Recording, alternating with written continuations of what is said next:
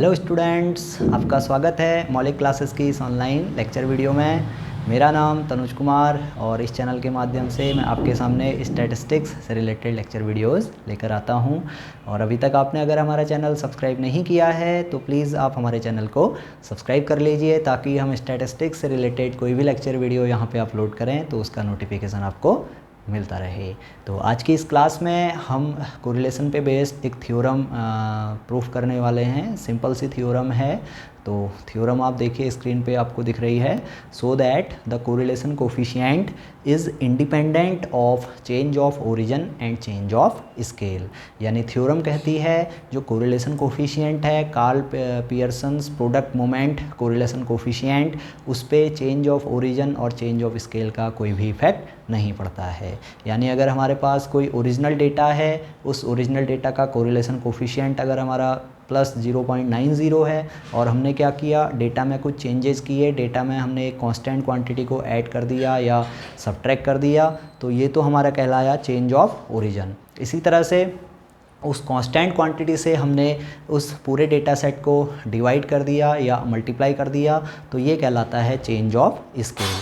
तो ऐसा करने के बाद कोरिलेशन कोफिशिएंट पे कोई भी इफ़ेक्ट नहीं होगा। यानी जो ओरिजिनल डेटा का कोरिलेशन कोफिशिएंट जैसे मैंने कहा 0.90 है, तो जो अगला डेटा सेट, जो नया डेटा सेट बनेगा, उस डेटा सेट का भी कोरिलेशन कोफिशिएंट क्या होगा, 0.90 होगा। तो देखिए इस थ्योरम को थ्योरेटिकली प्रूफ हम कर सकते हैं यहाँ पे, और ये प्रूफ यूनिवर्सिटी एग्ज़ाम्स में पूछा जाता है।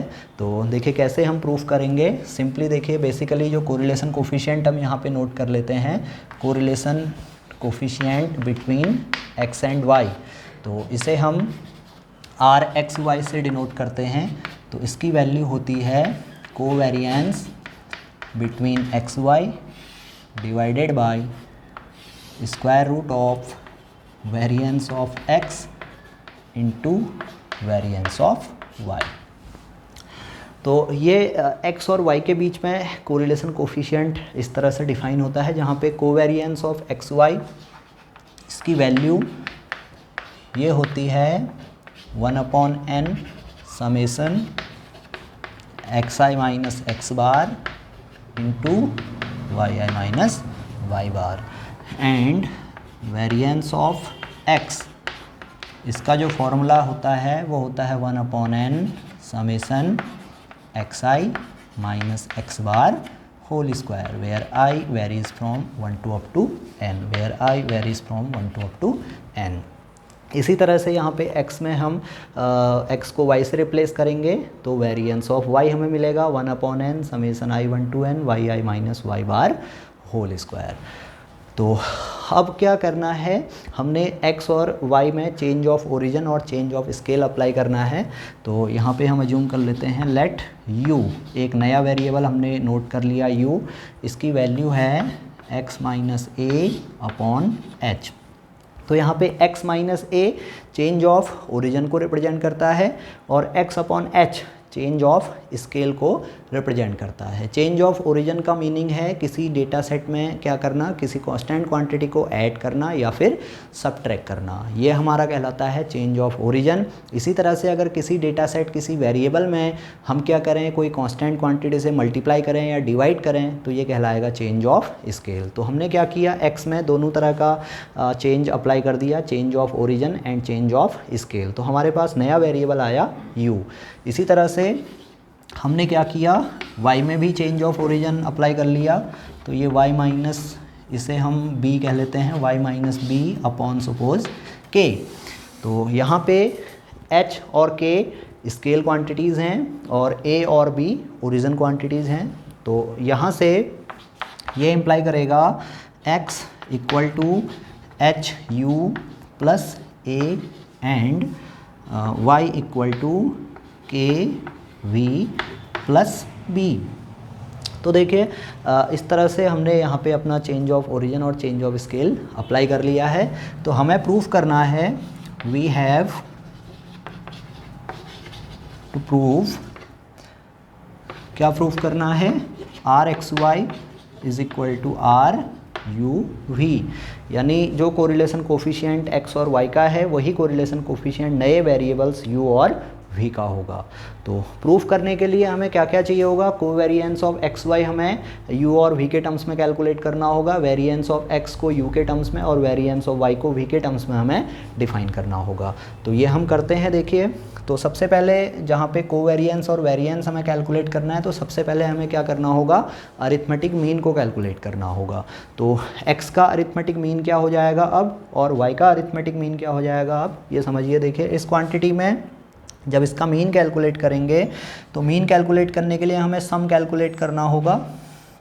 तो जब हम सम यहाँ पे कैलकुलेट करेंगे तो ये summation x is equal to summation h u plus summation a, ये क्वांटिटी होगी। फिर इस क्वांटिटी को हम 1/n से डिवाइड कर देंगे और 1/n से मल्टीप्लाई करेंगे या n से इस क्वांटिटी को डिवाइड करेंगे, तो ये 1/n समेसन xi होगा और ये हो जाएगा 1/n summation h U I plus 1/n summation a, summation i1 to n summation i1 to n। तो यहाँ से ये समेसन का अभी अंडरस्टूड है यहाँ पे मीनिंग कि ये क्या है, 1 से लेके n तक वेरी करेगा। तो देखिए 1/n समेसन xi ये हमारा x बार हो गया और यहाँ पे देखिए h हमारा कांस्टेंट क्वांटिटी है, h कांस्टेंट क्वांटिटी है, समेसन से बाहर आ गया तो ये h यहाँ पे रहा 1/n समेसन यू आई, तो इसे हम u बार लिख सकते हैं। और देखिए यहाँ पे a भी कांस्टेंट है, a समेसन से बाहर आएगा तो समेसन के अंदर रहेगा 1 को n टाइम्स हम सम करेंगे तो ये n ही आएगा, तो इस n से ये n कैंसिल हो जाएगा तो यहाँ पे बचेगा a। तो x अगर एच यू प्लस a है तो x bar H U bar plus a हो जाएगा। सिमिलरली y बार के v बार प्लस b हो जाएगा। तो ये तो हमने मीन कैलकुलेट कर लिया। अब हम कैलकुलेट कर लेते हैं x माइनस एक्स बार। तो यहाँ पे समेसन xi माइनस एक्स बार हम कैलकुलेट करेंगे, तो ये समेसन xi की जगह पे होगा H U I plus a minus x bar की जगह पे हो जाएगा H U bar plus minus a plus और माइनस आपका एक माइनस हो जाएगा तो माइनस a। तो यहाँ से देखिए a और a कैंसिल आउट हो गया, h हमारा कांस्टेंट है, समेसन से बाहर आ जाएगा तो ये क्वांटिटी हमें मिलेगी h summation U I minus U bar. तो हमने xi summation xi minus x bar को इतना लिख लिया। Similarly summation yi minus Y bar इसको लिख सकते हैं k summation vi minus v bar. तो हमने summation xi minus x bar summation yi minus Y bar हमने यहाँ पे निकाल लिया।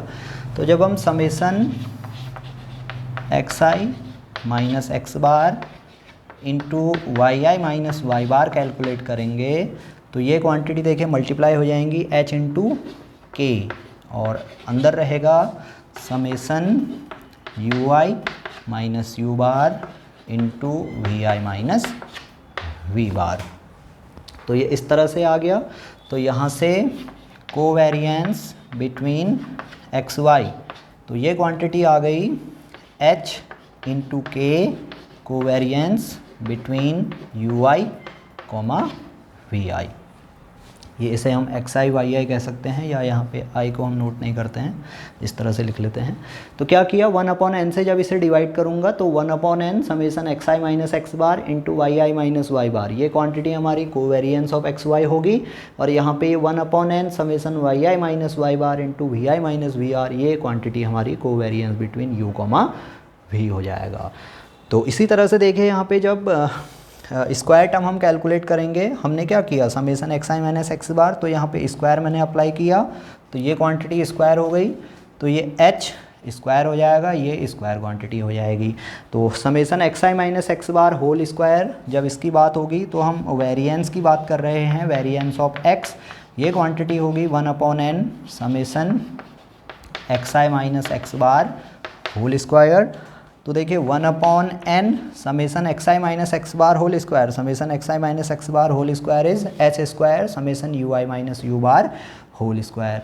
तो ये हो जाएगा इस h square summation ui minus u bar whole square. तो इसे मैं लिख सकता हूँ h square variance of u। तो ये हो जाएगा वेरिएंस ऑफ u। तो देखिए variance of x equal to h square into variance of u। Similarly variance of y which is equal to k square variance of y। इसी pattern पे जब यहाँ पे yi minus Y bar square निकालूंगा तो ये k square into summation vi minus we bar square आएगा। इसकी वैल्यू जब वेरिएंस ऑफ y में पुट करेंगे तो ये k square into variance of y आ जाएगा।